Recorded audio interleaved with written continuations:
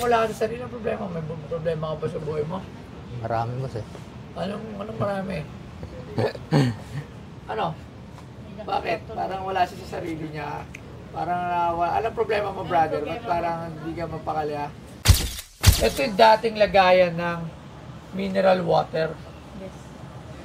Ito yung ginagamit sa water dispenser. So, wala siyang gatla-gatla. So, luma. So, antique ito. Possibly.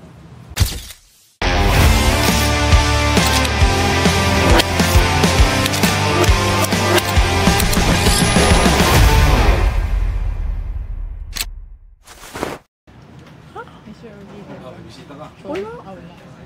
Santo dyan. Dito Hey! po. Santo. Ano pinagkagawa mo sa buhay mo, brother? Taga saan ka?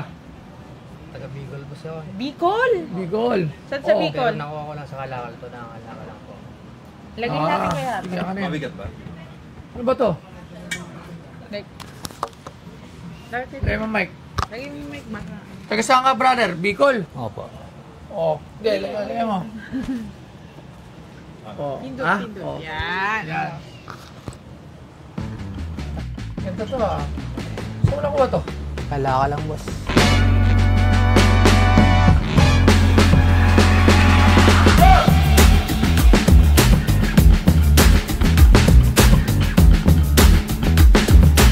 Ang Dama Juana ay isang malaking bote ng salamin na may bilog na katawan at makitid na leeg, karaniwang binabalot ng wicker o ratan upang maprotektahan.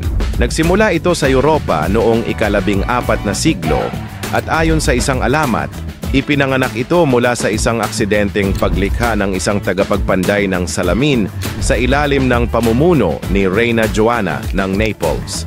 Dinala ito ng mga Kastila sa Latin America, kung saan naging mahalaga sa mga tradisyon ng paggawa ng alak, lalo na sa mga rehiyon tulad ng Argentina at Chile. Ginagamit ang Dama Juana para sa imbakan ng likido tulad ng alak, suka at langis dahil sa matibay nitong disenyo at malaking kapasidad. Sa modernong panahon, ang Dama Juana ay muling ginagamit bilang dekorasyon sa mga bahay, base o bilang bahagi ng sining. Pinapahalagahan ito bilang isang simbolo ng kultura, tradisyon at pagpapanatili, pati na rin isang eco-friendly na alternatibo sa plastic. Ang Dama Juana ay patuloy na itinuturing bilang isang mahalagang bahagi ng kasaysayan at kultura na nagsisilbing paalala ng nakaraan at kasalukuyan. Ay, bilagyan na ng tubig. Hindi ko alam kung ano to, eh. May lamat na. Ito yung dating lagayan ng mineral water. Yes. Ito yung ginagamit sa water dispenser. Eh, di na si water this one. Ba't may sira? Mabigat to eh. Siyempre, dating metal dispenser labs, gawa sa semento. Tapos yung loob niya, ha? Hindi, gawa. Tumatawa din sila. Hindi, ito nga, kinukwento ko nga lang sa inyo yung mga luma. Kasi hindi nyo pa alam, para lang meron kayong alam sa history. Pag may idea kami. Oh, ito yung dati nilalagay ganun, nakaganon siya sa water dispenser na gawa sa bato. Dati kasi, nung ancient times, loves, nung 1600s, ganun ng water dispenser. Rekta siya, ito, ang tubig na ganito galing sa batis. Tapos, yung mga dispenser, mga pinaghalo-halong bato yun. Para hindi mahirapan yung mga kumuha ng tubig. Pagkataob ng galon, ginaganon yun. Alam mo na.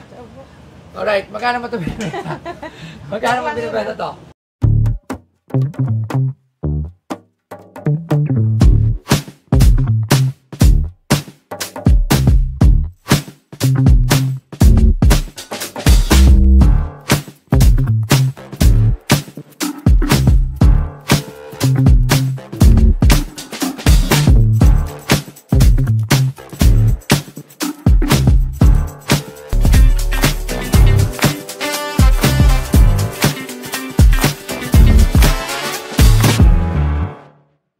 $1.5 boss.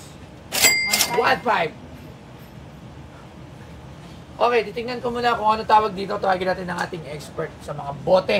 Walang iba, syempre, si Sir Angelo Bernardo.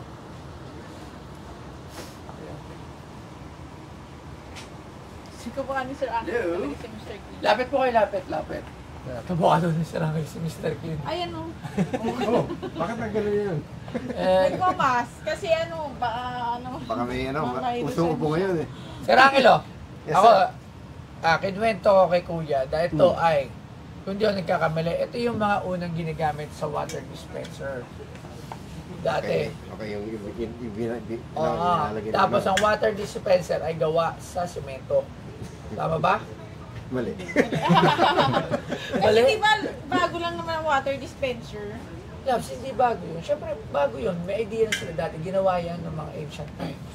Okay. Okay, so kwento mo na. Ano to? Actually, may mga bangang gano'n na para water dispenser. Oo, May- diba? May Okay, faucet tama sa na. ano. May faucet.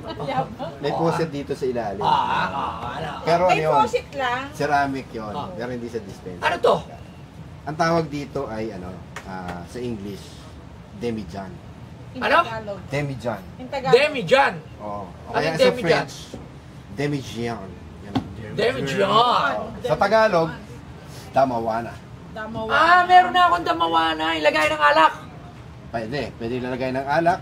Pwede lagayan ng chemicals. tubig. Pwede Tubig. lagayan ng chemicals. Pwede lagayan ng lambanog. Ay, hindi mo gumagawa ka ng ano. Yung parang nagko-curate. Yung parang Para pinapreserve. pina-cure mo. Pinapacure, di ba? Ngayon, tingnan natin kung luma ito. Ano ba? Damawana to, ano? Damawana. Damawana. Oh. Mm.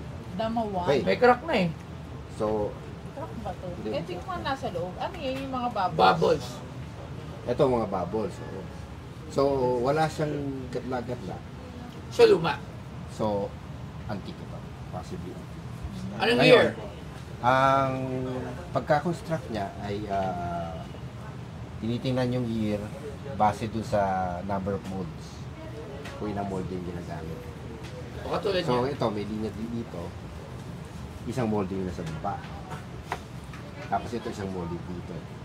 Kasi ito isang molding pa dito. Tapos pinagdikit nila. Tapos parang doon ginagawa yung glass. Doon pinupuro yung glass. Tabingi nga eh.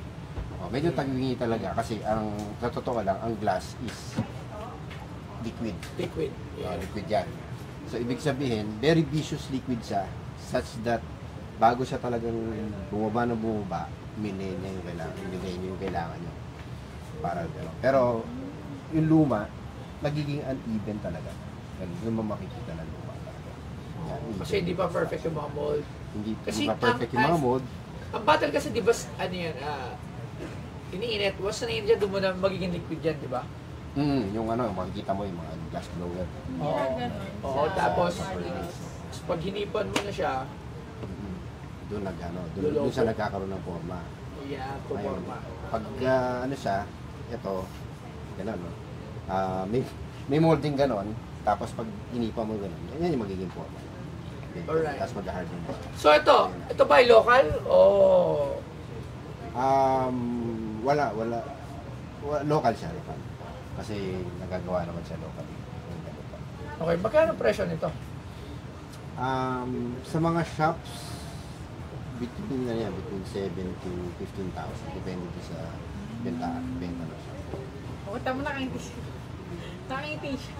Oo. Oh. Depende din sa ano yan. Depende din sa... Alright. Marami ako nakikita sa Japan surplus ng mga bote-bote. Hindi pa ganito din to. Sa Japan surplus na makikita mo siguro yung bote ng ng Kikoman. O kaya yung bote ng Saki. Kaya mga ganong katangkat. Malaki rin yan. Malaki. Ito hindi to doon. Hindi yan. Local yan. Local.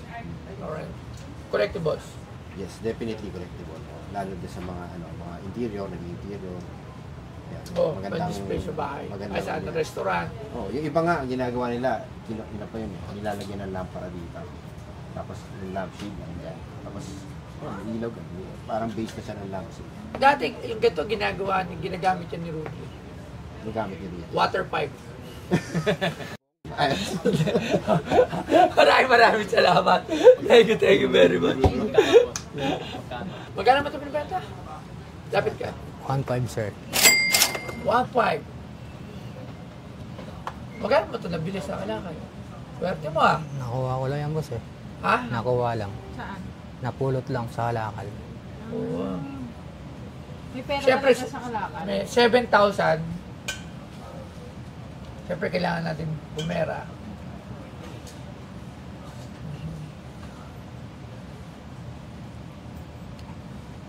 5,000 pesos.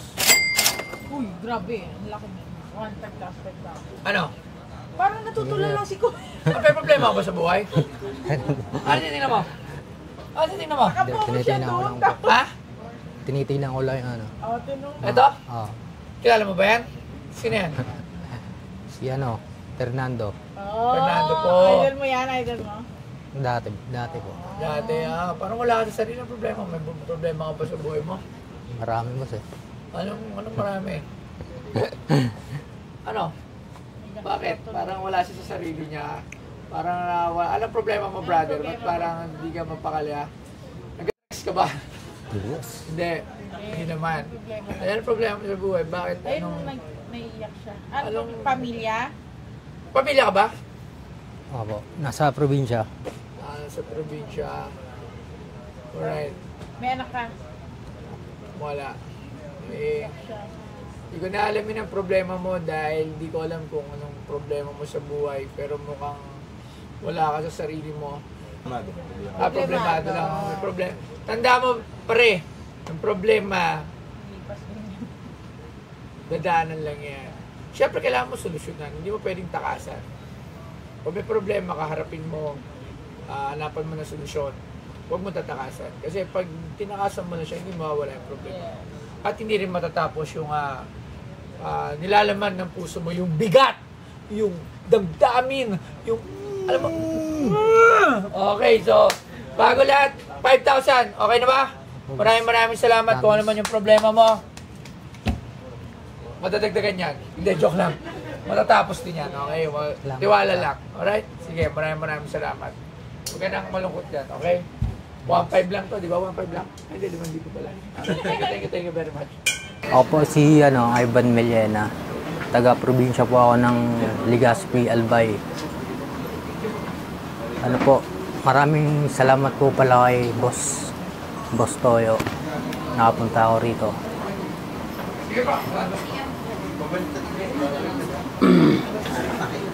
Tapos, binabati ko rin pala yung mga magulang ko sa probinsya. Yun lang po. Salamat.